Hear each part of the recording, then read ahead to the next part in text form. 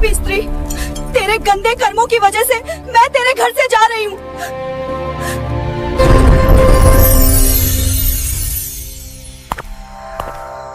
क्या आप जानते हैं, कुछ घर ऐसे होते हैं जहां मां लक्ष्मी कभी प्रवेश नहीं करती। हाँ, कुछ छोटी छोटी गलतियां ऐसी होती हैं जो लक्ष्मी जी को घर से दूर कर देती हैं, और जब वो घर छोड़ देती हैं तो वहां बसता है दुख, दर्द और दरिद्रता का साया। आज हम जानेंगे वो कौन से काम हैं जो मां लक्ष्मी को नाराज कर देते हैं, और कैसे एक स्त्री के कर्म तय करते हैं कि घर में सुख रहेगा या गरीबी। बहुत ही पुराने समय की बात है। एक छोटे से गांव में कुछ ही घर थे। चारों ओर खेत, कच्ची गलियां और मिट्टी की महक। गांव के बीचों बीच घर था सेठ रामदयाल का। रामदयाल कोई बहुत बड़ा जमींदार नहीं था, लेकिन मेहनती और ईमानदार आदमी था। गांव में सब उसे इज्जत से सेठ जी कहते थे। उसका अनाज का छोटा सा व्यापार था जो धीरे धीरे चल निकला था।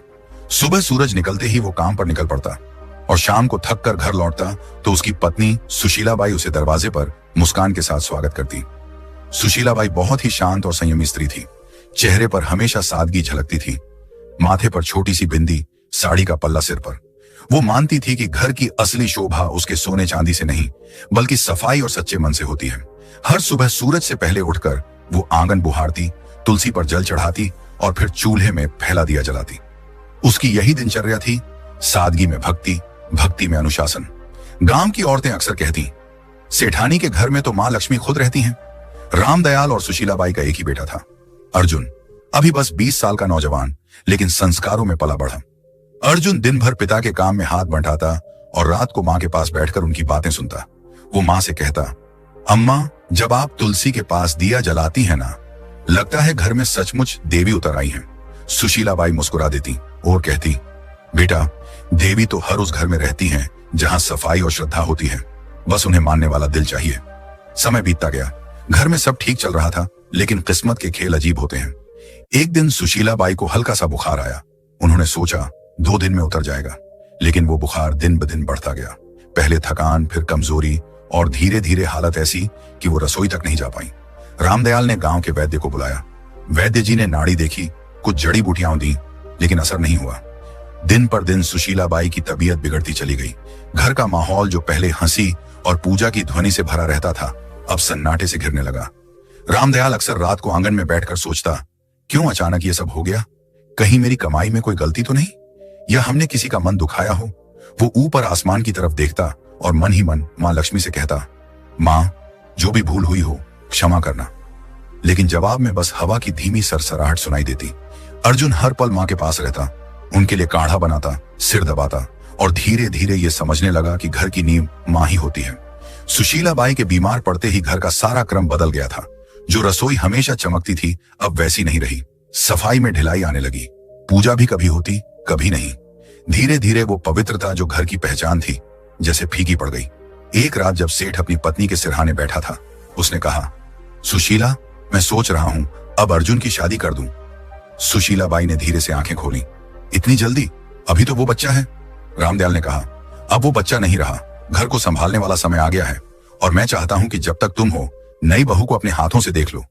ये कहते कहते उसकी आवाज भारी हो गई। सुशीलाबाई ने कुछ पल सोचा, फिर बोली, अगर तुम्हें लगता है कि यही सही है तो कर दो। अगले ही दिन उसने तय कर लिया कि वो अपने बेटे के लिए एक सच्चरित्र और संस्कारी लड़की ढूंढेगा, जो घर को फिर से वैसे ही सजा दे जैसे उसकी पत्नी ने किया था।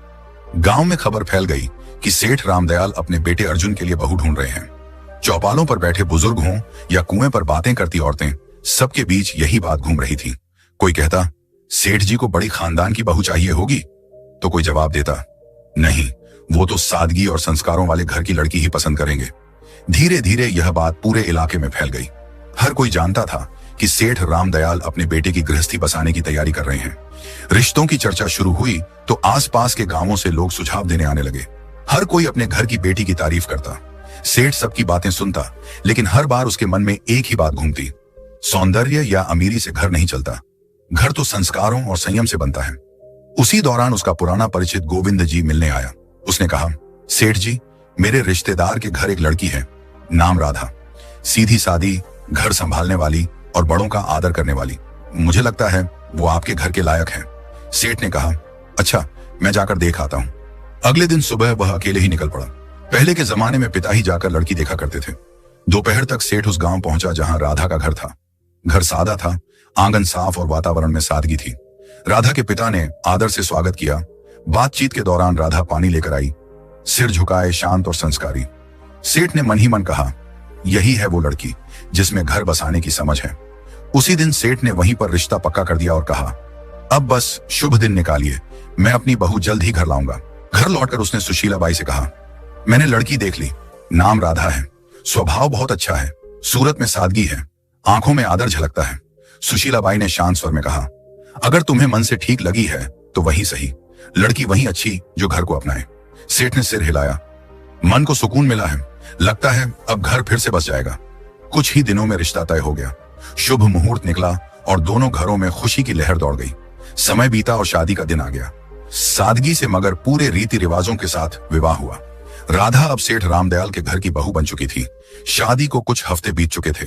घर में नई रौनक थी, सब कुछ जैसे फिर से जीवंत हो उठा था।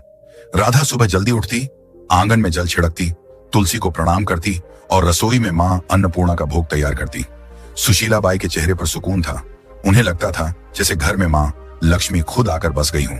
लेकिन जैसे जैसे दिन बीते, राधा की आदतें बदलने लगी। वो अब सुबह देर तक सोने लगी और कुछ ही दिनों में आंगन की सफाई का समय बदल गया। पहले सूर्योदय से पहले झाड़ू की आवाज आती थी, अब सूरज ऊंचा चढ़ आता था, तब भी आंगन में बिखरे पत्ते वैसे ही पड़े रहते। एक सुबह सुशीला बाई तुलसी पर जल चढ़ाने निकली तो देखा कि झाड़ू कोने में पड़ी है और राधा अभी तक नहीं उठी। वे कमरे में गईं और धीरे से बोली, बेटी, अब तो सूरज आंगन तक आ गया, उठ जा, घर की रौनक सुबह की सफाई से शुरू होती है। राधा ने उनींदी आंखें खोली और बोली, मां जी, आज बहुत नींद आ रही थी, बस थोड़ा और सोने दीजिए। सुशीला बाई ने कहा, बेटी, देर तक सोने से मन में सुस्ती आती है और जब मन सुस्त हो जाए तो लक्ष्मी जी भी घर का रास्ता भूल जाती है। सुबह की हवा और सूरज की किरणें घर की बरकत होती हैं, इन्हें यूं मत खो। राधा ने हल्की मुस्कान दी, मां जी, मैं कल से ध्यान रखूंगी। लेकिन अगले दिन वही हुआ। सूरज निकला, आंगन में सन्नाटा रहा और तुलसी की मिट्टी सूखी पड़ी थी। कुछ दिनों बाद एक और बात हुई। राधा झाड़ू लगा रही थी, तभी झाड़ू गलती से उसके पैर से लग गई। सुशीला बाई ने देखते ही आवाज लगाई, राधा बेटी, झाड़ू को पैर मत लगाना, ये मां लक्ष्मी का प्रतीक होती है। राधा ने हंसते हुए कहा, अरे मां जी, ये तो बस झाड़ू है, गलती से लग गया, अब इसमें क्या अपशकुन। सुशीला बाई ने झाड़ू उठाकर दीवार के पास रखते हुए बोला, बेटी, यही तो गलती है। जब इंसान छोटी बातों को हल्के में लेता है तब बड़ी बरकतें उससे रूठ जाती हैं। झाड़ू सिर्फ सफाई का औजार नहीं, ये लक्ष्मी जी का आशीर्वाद है जो गंदगी दूर करती है। राधा ने हल्के स्वर में कहा, मां जी, आप भी ना हर चीज को पूजा बना देती हैं। सुशीला बाई मुस्कुराई, मगर आंखों में चिंता उतर आई। धीरे धीरे राधा का ध्यान घर की सफाई और रसोई से हटने लगा। एक रात वह खाना बनाकर थक गई और झूठे बर्तन चूल्हे के पास ही छोड़कर सोने चली गई। आधी रात को जब सुशीला बाई पानी पीने उठी तो देखा कि रसोई में झूठे बर्तनों का ढेर लगा है। सुबह उन्होंने राधा से कहा, बेटी, रसोई मां अन्नपूर्णा का घर है, वहां गंदगी छोड़ना ठीक नहीं, रात की गंदगी से नकारात्मकता पनपती है। राधा ने कहा, मां जी, आप तो बस चिंता करती रहती हैं, मैं साफ कर दूंगी ना अभी। सुशीला बाई ने गहरी सांस लेकर कहा, बेटी, जो काम शाम का हो उसे सुबह तक टालना बरकत को टालना है। साफ रसोई से ही सुख का आरंभ होता है।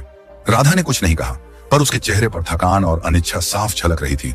शाम का समय था, सूरज ढल चुका था और घर में दिया जलाने का वक्त था। तभी राधा ने झाड़ू उठाई और आंगन बुहारने लगी। सुशीला बाई ने तुरंत आवाज लगाई, राधा, शाम को झाड़ू नहीं लगाते बेटा, इस वक्त मां लक्ष्मी घर में प्रवेश करती हैं। राधा ने बिना रुके कहा, मां जी, जब दिन में वक्त नहीं मिलता तो शाम को ही सफाई करनी पड़ती है, इससे क्या फर्क पड़ता है। सुशीला बाई दरवाजे पर खड़ी होकर बोली, फर्क पड़ता है बेटी, शाम को झाड़ू लगाने से लक्ष्मी जी का आशीर्वाद बाहर निकल जाता है। बरकत सिर्फ कमाई से नहीं आती, आदतों से आती है। राधा ने झाड़ू एक ओर रख दी और बोली, मां जी, मैं आपकी इज्जत करती हूं, पर अब जमाना बदल गया है, लोग ये सब बातें नहीं मानते। सुशीला बाई ने शांत स्वर में कहा, बेटी, जमाना बदल सकता है लेकिन घर की नींव नहीं, जो परंपरा से जुड़ा रहे वही स्थिर रहता है। कुछ दिन बाद एक और घटना हुई। राधा ने खाना खत्म होने के बाद झूठे बर्तन चूल्हे के ऊपर रख दिए। जब सुशीला बाई ने देखा तो बोली, बेटी, चूल्हा मां अन्नपूर्णा का आसन है, वहां झूठे बर्तन नहीं रखे जाते। राधा ने बिना ऊपर देखे कहा, मां जी, मैं बस जगह की कमी से रख दिए थे, बाद में धो दूंगी। सुशीला बाई ने कहा, रसोई में पवित्रता सबसे जरूरी है, अगर चूल्हे पर गंदगी होगी तो लक्ष्मी जी की कृपा भी घट जाएगी। राधा ने मुस्कुराते हुए कहा, मां जी, हर चीज में देवी ढूंढना बंद कीजिए, खाना तो मैंने बना ही दिया ना, अब थोड़ी देर में सब साफ हो जाएगा। सुशीलाबाई ने कोई जवाब नहीं दिया। उनके चेहरे पर निराशा थी, मगर मन में अब भी उम्मीद थी कि शायद एक दिन राधा इन बातों का अर्थ समझ लेगी। धीरे धीरे घर का माहौल बदलने लगा। पहले जहां सुबह पूजा की घंटी बजती थी, अब सन्नाटा रहता था। तुलसी के पास मिट्टी सूख गई थी, दीपक बुझा रहता था। सुशीलाबाई अब भी हर सुबह तुलसी के सामने खड़ी होकर कहती, हे माँ, इस घर पर अपनी कृपा बनाए रखना, मेरी बहू को सही समझ देना। लेकिन जैसे घर की रोशनी धीरे धीरे कम होती जा रही थी, सेठ रामदयाल अब चिंतित रहने लगा था। उसे लगता घर में कोई अदृश्य भारीपन फैल गया है। एक दिन उसने सुशीलाबाई से कहा, लगता है माँ लक्ष्मी रूठ गई हैं। सुशीलाबाई ने चुपचाप सिर झुका लिया। उन्हें पता था ये सब राधा की लापरवाह आदतों का नतीजा है, पर वो अभी भी उसे डांटना नहीं चाहती थी। उनका विश्वास था कि प्यार से समझाने पर राधा बदल जाएगी। समय बीतता गया और घर की रौनक धीरे धीरे जैसे मिट्टी में मिलने लगी। पहले जहां सुबह तुलसी के पास दिया जलता था, अब वहां धूल जमने लगी थी। राधा अब ज्यादातर उदास या व्यस्त रहती। सफाई आधी अधूरी, पूजा कभी कभी, और घर में अब वो अपनापन नहीं था जो पहले हर कोने में झलकता था। सेठ रामदयाल ने सबसे पहले बदलाव अपने व्यापार में महसूस किया। पहले जो सौदे फायदेमंद रहते, अब घाटे में जाने लगे। गोदाम में अनाज में कीड़े लग गए, कुछ सौदे अटक गए और पुराने ग्राहक धीरे धीरे दूर होने लगे। सेठ कई रातें जागकर हिसाब किताब देखता, मगर समझ नहीं पाता कि गलती कहां हो रही है। एक शाम उसने सुशीलाबाई से कहा, सुशीला, अजीब बात है, अब काम में मन नहीं लगता, जैसे बरकत कहीं गुम हो गई हो। सुशीलाबाई ने धीमे स्वर में कहा, बरकत तब गुम होती है जब घर की पवित्रता कम होने लगे। माँ लक्ष्मी वहां नहीं टिकती जहां गंदगी और लापरवाही घर कर जाए। सेठ ने गहरी सांस ली। तू कहना चाहती है कि... वो आगे नहीं बोला, लेकिन दोनों की नजरें एक ही दिशा में उठी, राधा की ओर। राधा भी ये सब देखती थी, पर उसे लगता कि ये बस समय की मार है। एक दिन जब सेठ गुस्से में बोला, हर काम उल्टा क्यों हो रहा है, तो राधा ने कहा, पिताजी, ये सब अंधविश्वास है। व्यापार में उतार चढ़ाव तो होते रहते हैं। सेठ ने आंखें तरेरी। तू नहीं समझेगी बहू, जब घर की औरतें रीति भूल जाती हैं, तब घर की बरकत खुद रास्ता भूल जाती है। उस दिन के बाद से माहौल और भारी हो गया। घर में छोटी मोटी चीजें टूटने लगी। राधा ने ध्यान देना बंद कर दिया था। झाड़ू वहीं कोने में पड़ी रहती, रसोई में बर्तन कभी साफ नहीं रहते। सुशीलाबाई अब ज्यादातर चुप रहने लगी थी। वो हर शाम तुलसी के पास बैठकर मन ही मन कहती, हे माँ, अब कुछ तू ही कर। एक रात तेज हवा चली और आंगन में रखा दीपक बुझ गया। उसी पल गोदाम से खबर आई, सेठ जी, आग लग गई। सेठ दौड़ा, पर बहुत देर हो चुकी थी। गोदाम का आधा अनाज जल चुका था। गांव वाले कहते, ऐसा तो पहले कभी नहीं हुआ था। रामदयाल वहीं बैठ गया, माथे पर हाथ रखकर बोला, लगता है माँ लक्ष्मी ने सच में मुंह मोड़ लिया है। घर लौटते समय उसकी आंखों में आंसू थे। उस रात घर में कोई नहीं बोला। सेठ के दिल में पहली बार ये एहसास बैठ गया था, अब अगर कुछ नहीं बदला तो इस घर की खुशियां कभी वापस नहीं आएंगी। सेठ की मेहनत, नाम और इज्जत सब एक साथ डूब गए। घर का माहौल भी अब बदल चुका था। पहले जहां हर सुबह पूजा की घंटी और तुलसी की खुशबू होती थी, अब वहां सन्नाटा था। सेठ रामदयाल दिन रात चिंताओं में डूबा रहता। रात को अक्सर बरामदे में बैठकर बुदबुदाता, माँ लक्ष्मी, कहां चली गई तू? एक शाम सेठ घर लौटा, चेहरा गुस्से से लाल था। वह आंगन में बैठ गया और एकदम से बोला, बस अब और नहीं सह सकता मैं ये सब। सुशीलाबाई चौंकी। क्या हुआ जी? सेठ ने जोर से कहा। क्या बताऊं, सब खत्म हो गया। मेहनत, इज्जत, कारोबार सब झलकर राख हो गया, और मैं जानता हूं ये सब किसकी वजह से हुआ है। उसकी नजर राधा पर टिक गई, जो पास ही खड़ी थी। राधा सकपका गई, धीमे स्वर में बोली, पिताजी, मुझसे क्या गलती हुई है? मैं तो हर दिन अपने काम करती हूँ। सेठ का स्वर भारी और कांपता हुआ था। काम? तूने घर का रूप बदल दिया बहू। न सफाई, न श्रद्धा, न सुबह का दीपक। जब औरत घर की मर्यादा भूल जाए तो लक्ष्मी जी भी उसका साथ छोड़ देती है। जिस दिन तू इस घर में आई, उसी दिन से बरकत घटने लगी। राधा की आंखें भर आईं। वो रोते हुए बोली, मैंने किसी का बुरा नहीं चाहा पिताजी, मैंने बस अपने ढंग से जीने की कोशिश की। अगर पूजा में देर हो जाए या सफाई में कमी रह जाए तो क्या सारी विनाश की जड़ मैं ही हूं? सेठ गुस्से से उठा और बोला, हाँ, क्योंकि घर की नींव औरत के कर्मों से टिकती है। अगर वो ही ढीली हो जाए तो पूरा घर ढह जाता है। तेरे आने के बाद से न शांति बची न बरकत। अब मैं तुझे कुछ और नहीं कह सकता, बस इतना कि इस घर से जा राधा, जा और अपने कर्मों पर खुद विचार कर। राधा स्तब्ध रह गई। उसने कांपती आवाज में कहा, माँ जी, आप तो कुछ कहिए, क्या सच में मेरी ही वजह से ये सब हुआ? सुशीलाबाई की आंखों में आंसू थे, लेकिन शब्द नहीं निकले। राधा के गालों पर आंसू लुढ़क पड़े। सेठ ने कड़क स्वर में कहा, अब इस दहलीज को पार मत करना जब तक मन और घर दोनों पवित्र न हो जाएं। राधा ने बिना कुछ बोले सिर झुकाया। उसने धीरे से दहलीज पार की, वही दहलीज जहां से कुछ महीने पहले उसने पहली बार कदम रखा था। और राधा बिना कुछ कहे, बिना किसी सामान के, आंसुओं से भीगी साड़ी में उस घर से निकल गई। कदम भारी थे, लेकिन मन में एक संकल्प जल रहा था। अब वो मां लक्ष्मी से क्षमा मांगेगी, चाहे इसके लिए उसे खुद को मिटाना ही क्यों न पड़े। रात ठंडी थी, रास्ता सुनसान। गांव से बाहर निकलते ही घना जंगल शुरू हो गया। पेड़ों की छांव में चांद की किरणें भी मुश्किल से पहुंचती थीं। वह एक पुराने बरगद के नीचे बैठ गई। आंसू रुक नहीं रहे थे, मगर भीतर एक अजीब सी दृढ़ता थी। उसने हाथ जोड़कर कहा, मां, जब तक आप दर्शन नहीं देंगी, मैं ना अन्न ग्रहण करूंगी, न जल। रात बीती, दिन निकला। भूख ने शरीर तोड़ दिया, पर उसका मन और मजबूत होता गया। तीसरे दिन जब सूरज ढलने को आया, तो चारों ओर अचानक हल्की रोशनी फैलने लगी। राधा ने आंखें खोली। सामने सुनहरी आभा थी, और उस आभा से निकला एक दिव्य स्वर, राधा। वह कांपते हुए उठी। मां लक्ष्मी, क्या सच में आप मेरे सामने हैं? मां लक्ष्मी मुस्कुराई। उनका चेहरा प्रकाश से भरा था। हाँ बेटी, मैं आई हूं। तेरा आह्वान सच्चा था। तेरी पश्चाताप ने मुझे यहां खींच लाया। पर बता, तू दुखी क्यों है? राधा जमीन पर झुक गई, आंसुओं से भरे स्वर में बोली, मां, मुझसे बहुत गलती हुई। मैंने आपकी परंपराओं को अनदेखा किया, सासू जी की बातों को पुरानी मान्यता समझा, और अब मेरे कारण सब नष्ट हो गया। कृपा कर बताइए मां, आखिर मैंने कौन कौन सी भूल की? मां लक्ष्मी का स्वर मधुर था, लेकिन गंभीर। बेटी सुन, जब कोई स्त्री इन गलतियों को करती है, तब मैं स्वयं उस घर से दूर चली जाती हूं। फिर उन्होंने अपनी उजली हथेली उठाई और एक एक करके बताया। पहली गलती, उन्होंने कहा, जब कोई स्त्री झाड़ू को पैर से लगाती है, तो वह मां लक्ष्मी का अपमान करती है, क्योंकि झाड़ू ही स्वच्छता और समृद्धि का प्रतीक है। दूसरी गलती, जब झूठे बर्तन चूल्हे पर रखे जाते हैं, तो अन्न की देवी मां अन्नपूर्णा नाराज होती है। जहां अपवित्रता रहती है, वहां मैं प्रवेश नहीं करती। तीसरी गलती, जब दहलीज पर बैठकर भोजन किया जाता है, तो वह स्थान जो स्वागत और आशीर्वाद का होता है, अशुद्ध हो जाता है। मैं दहलीज से लौट जाती हूँ। चौथी गलती, जब शाम के समय झाड़ू लगाया जाता है, तो वो मेरे आगमन के समय मुझको ही घर से बाहर निकाल देता है। पांचवी गलती, जब स्त्रियां देर तक सोती हैं और सूरज के निकलने के बाद भी घर बंद रहता है, तो आलस्य के कारण घर की ऊर्जा नष्ट होती है। मैं ऐसे घरों में नहीं ठहरती।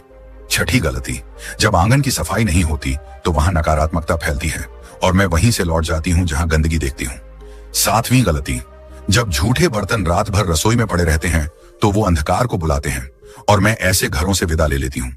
आठवीं गलती, जब किसी के सामने दरवाजे को पैर या थोक से ठोका जाता है, तो वो घर की मर्यादा को चोट पहुंचाता है। मैं वहां टिक नहीं सकती जहां आदर न हो। नौवीं गलती, जब घर में झगड़ा और कटुता रहती है, तो मेरा स्वरूप जो शांति है, वहां टिक नहीं सकता। 10वीं गलती, और जब स्त्रियां अपनी पूजा, सफाई और संयम को हल्के में लेती हैं, तो वो खुद अपने हाथों से सुख के द्वार बंद कर देती हैं। मां लक्ष्मी की आवाज धीमी हुई। याद रखो बेटी, मैं हमेशा वहीं बसती हूं जहां स्वच्छता, श्रद्धा और सच्चा मन होता है। ये रीति नहीं, जीवन का संतुलन है। राधा की आंखों से आंसू रुक नहीं रहे थे। उसने कांपते हुए कहा, मां, अब समझ गई, घर की रौनक सजावट से नहीं, आदर और पवित्रता से आती है। मां लक्ष्मी मुस्कुराई। तूने गलती मानी है, अब तेरा घर फिर उजलेगा। जा बेटी, अपने ससुराल लौट जा। तेरे लौटते ही बरकत भी लौटेगी। इतना कहकर देवी का रूप धीरे धीरे प्रकाश में विलीन हो गया।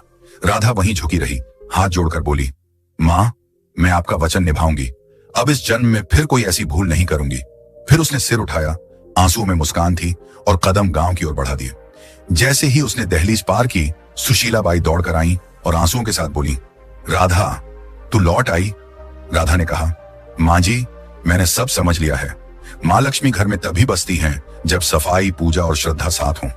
उसी दिन से घर में फिर रौनक लौट आई, व्यापार संभल गया, और पूरे गांव में चर्चा होने लगी। सेठ जी के घर में मां लक्ष्मी फिर से बस गई। दोस्तों, याद रखिए, जो स्त्रियां घर में गंदगी रखती हैं, देर तक सोती हैं, रसोई में झूठे बर्तन छोड़ती हैं, शाम को झाड़ू लगाती हैं, दहलीज पर बैठती हैं या सफाई को हल्के में लेती हैं, उस घर में कभी मां लक्ष्मी प्रवेश नहीं करती। ऐसे घरों में सुख नहीं टिकता, बल्कि दरिद्रता और दुख का वास बन जाता है। मां लक्ष्मी उन्हीं घरों में निवास करती हैं जहां स्वच्छता, सच्चाई और श्रद्धा हो। तो बहनों और भाइयों, अगर आप चाहते हैं कि आपके घर में मां लक्ष्मी की कृपा सदा बनी रहे, तो इन 10 गलतियों को आज से ही छोड़ दीजिए और अपने घर को पवित्र रखिए। अगर आपको मां लक्ष्मी और राधा की यह कहानी अच्छी लगी हो, तो इस वीडियो को लाइक करें, अपने सभी दोस्तों और परिवार वालों के साथ शेयर करें, और ऐसे ही आध्यात्मिक और प्रेरणादायक कथाएं सुनने के लिए हमारे चैनल को सब्सक्राइब करना बिल्कुल मत भूलिए, और कमेंट में सब लोग जरूर लिखें, जय मां लक्ष्मी।